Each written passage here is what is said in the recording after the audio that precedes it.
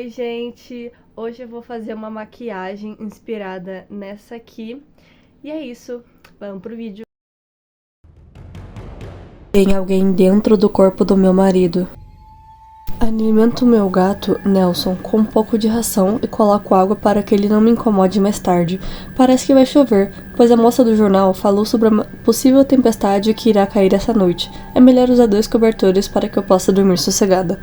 Acordei com o Nelson fazendo barulhos ao pé da minha cama. Ele parece agoniado e querendo sair pela janela, mas ela é bastante alta. Tenho que levá-lo para o lado de fora. Seus olhos estão arregalados e ele está agoniado, com o corpo tenso. Está muito assustado.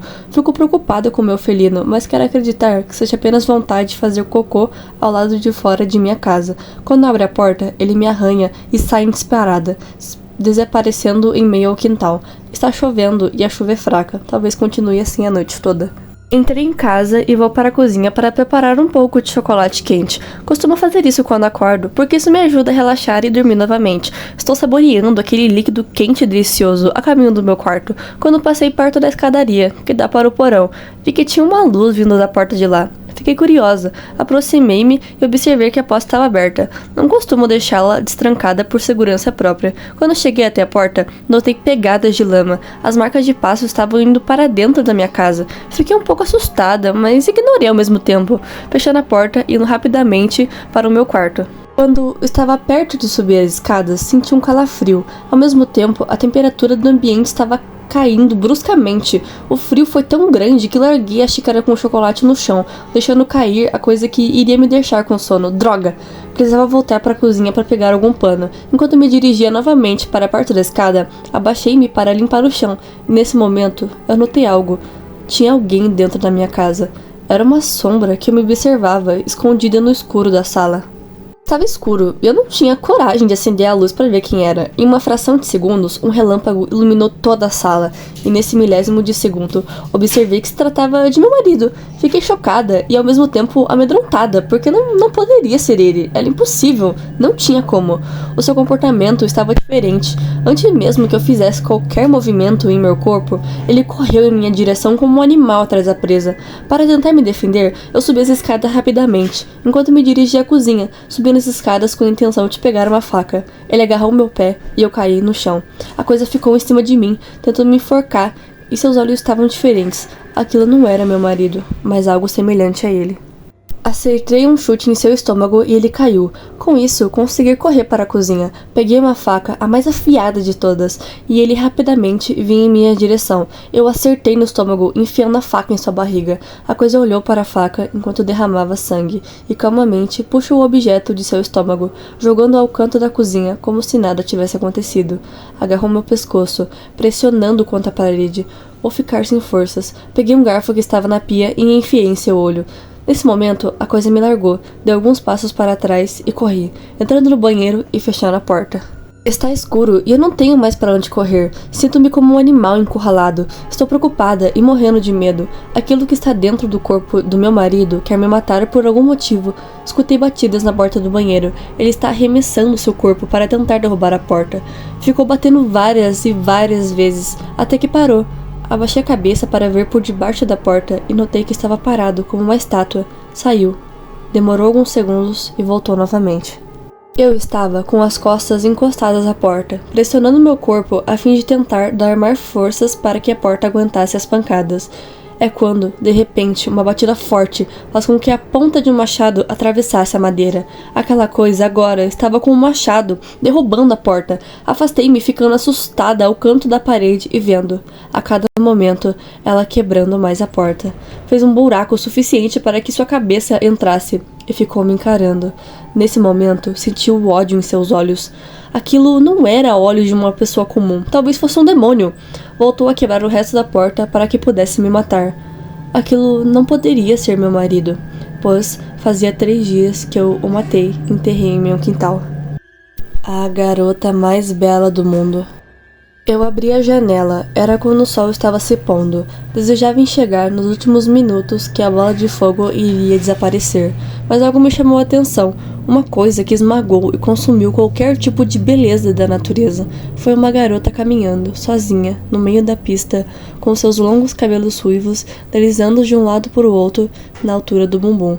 A sua pele era tão branca que parecia que estava brilhando, encontrando os últimos raios do sol. Então, ela passou direto, não olhou na minha direção.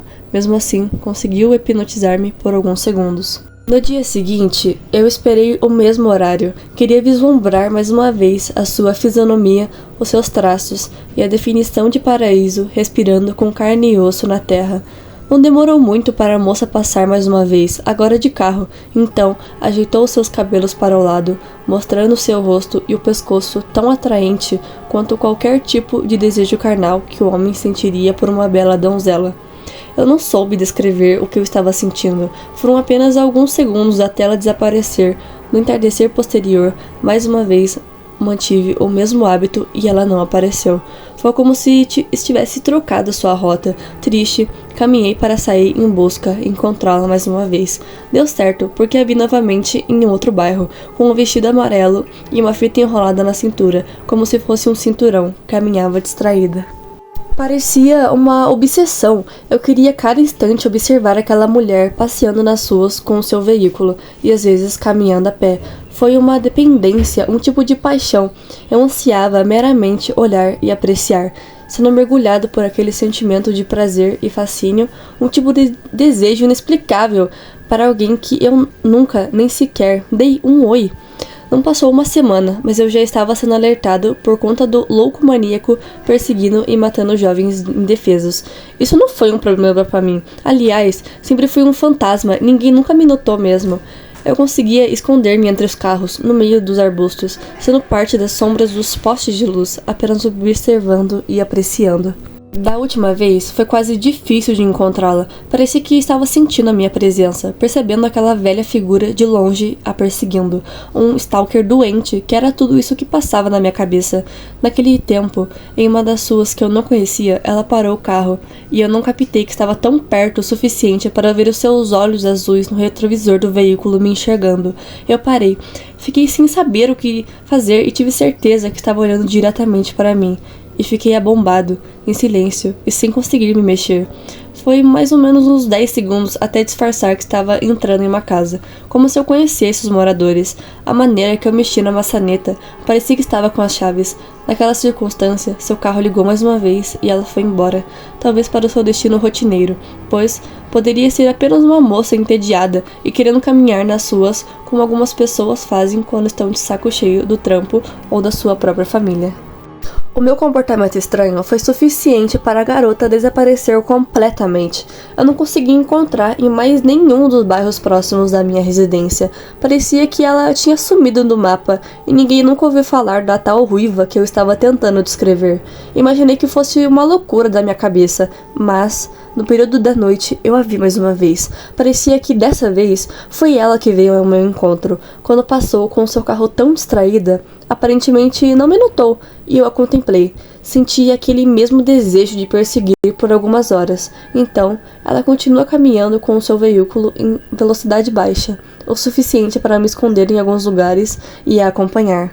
Eu já havia passado dos limites no meu desejo diabólico. Não estava mais medindo as minhas atitudes e fiquei perto o suficiente. Esse início da noite estava tão grudado no seu veículo que parecia que eu estava dentro, devorando o seu corpo com os meus olhos e sentindo meu coração batendo cada vez mais forte, quase que expressando o som de batida abafada. O seu automóvel parou, quase que não dava para perceber o momento em que seus pneus ficavam em descanso, pois a velocidade que ela sempre dirigiu era quase que lenta demais, bem abaixo da velocidade padrão. Então, pegou um perfume, ajeitou o vidro do carro e borrifou algumas vezes no pano. Eu aproximei-me, mas agachando meu corpo e escondendo-me em algumas latas. A nossa distância era quase que no mesmo espaço. Naqueles segundos foi onde tudo aconteceu. Os passos foram controlados como marionetes, atraídos pela beleza da moça distraída no espelho retrovisor. Não demorou muito para perceber o homem estranho a encarando. Eu não soube o que dizer, muito menos o que fazer. Apenas fiquei a contemplando, abaixando o vidro do carro quase que automaticamente, e foi o suficiente para que o homem estranho, na porta do automóvel, entrasse como uma besta irracional das suas atitudes.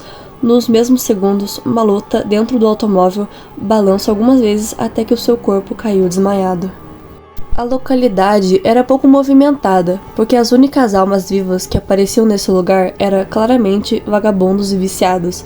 Fiquei fascinado como a sua pele pálida, transformando-se em um tom vermelha, e algumas marcas da luta deixaram aquele corpo frágil, possuindo agora hematomas rosas. Estava sentindo que logo alguém aparecia, então o corpo foi guardado no porta-malas e ela saiu dirigindo mais uma noite como se nada tivesse acontecido. Achei uma gravação horrorosa no sótão da minha casa. Fui passar a minha folga na casa do meu pai. Lá me lembrava minha infância, era tão bom. Eu brincava com meu cachorro e meu amigo todos os dias. Eu cheguei na casa, tinha 2 andares. O térreo onde nós tomávamos café e ficávamos na sala de estar. A segunda era onde ficavam os quartos e o banheiro, e também tinha o sótão. Quando eu era criança, eu tinha medo de um monte de quadro que tinha ali no sótão. Vendo agora, eu não tenho mais medo. Porém, aquele quadro chega a me arrepiar. É meio que perturbador. O quadro era de uma criança sentada, chorando. Depois de um dia longo pescando e jogando rouba-monte, um jogo de cartas, fomos assistir TV. E estava passando futebol. Meu pai gostava, já eu não. Eu gostava mais dos jogos eletrônicos, mas mesmo assim continuei assistindo. Era a única coisa que eu tinha pra fazer, não tinha Wi-Fi lá.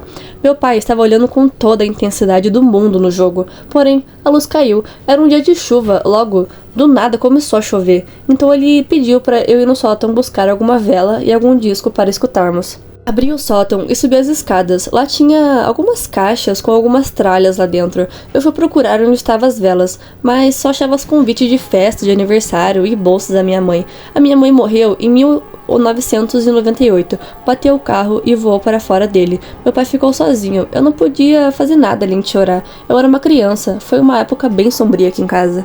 Eu continuei procurando e eu achei 2 fitas. Uma falava sobre a abertura de uma ponte na cidade, que mostra o evento normalmente, mas a segunda ela começa a falhar, com o som sumindo e o ambiente ficando assustador. Eu desliguei a TV, mas a luz ela começa a piscar, e a lâmpada quebra, e a TV liga sozinha. Mas eu tinha tirado da tomada. Sons distorcidos de crianças gritando surgem, seguidos por imagens perturbadoras, até tudo parar no frame da reportagem. Eu li com atenção.